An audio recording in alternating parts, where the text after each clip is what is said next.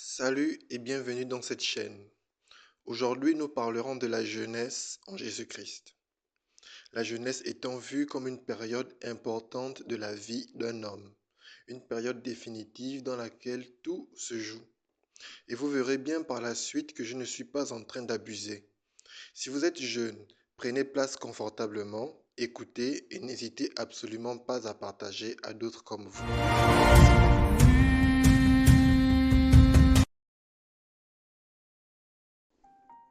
La jeunesse est une période stratégique de la vie d'un homme.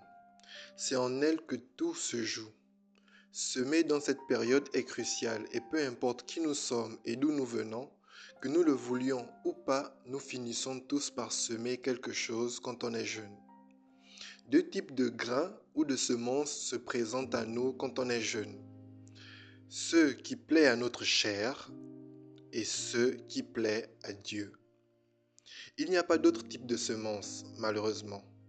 Ces deux déterminent la vie future d'un homme et donc des fruits qui seront récoltés.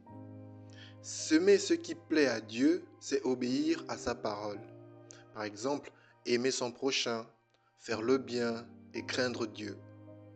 Ce type de grain est indissociable du vrai bonheur et peu importe qui nous sommes, nous serons certains de récolter les fruits qui correspondent. Par contre, semer ce qui plaît à notre chair, c'est suivre cette folle liberté dont on pense être mieux pour nous, mais qui au contraire n'est qu'un poison emballé dans du papier cadeau. Ces désirs dont on pense être nécessaires, mais qui au contraire nous limitent et finissent par nous enchaîner. Nous sommes, nous les jeunes, capables d'accomplir de grandes choses, de grands exploits, mais à cause de ce que nous suivons et chérissons tant, nous marchons dans l'inconscience de nos capacités.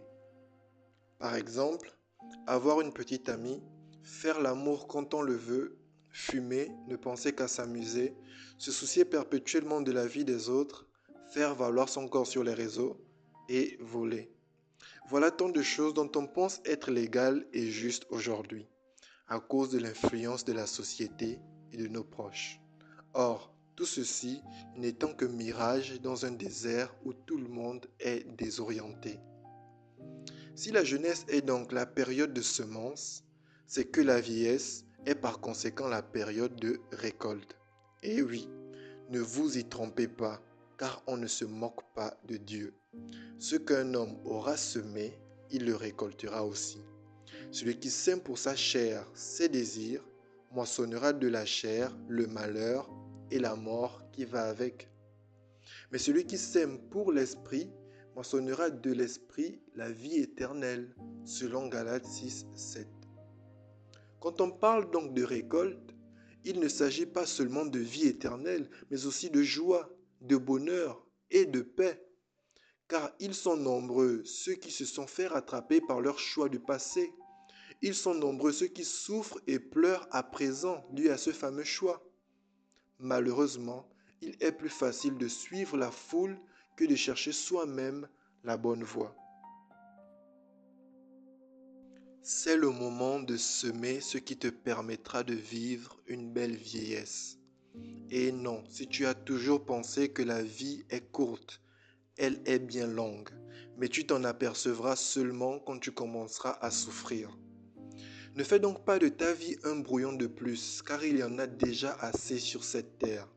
Sers-toi des erreurs des autres et par là, vois ce que tu peux éviter et ce que tu peux bâtir. Je sais que tu peux faire ce qui te plaît personnellement, mais tu peux faire mieux. Renonce et fais ce que Dieu veut. Crois-moi, ça te conduira au bonheur, car Dieu se veut une jeunesse purifiée et zélée pour accomplir de bonnes œuvres. Si tu veux connaître plus de choses sur la vérité et si tu aimes le vrai évangile de Jésus-Christ, partage ce message sans oublier de t'abonner et de regarder les autres vidéos de la chaîne.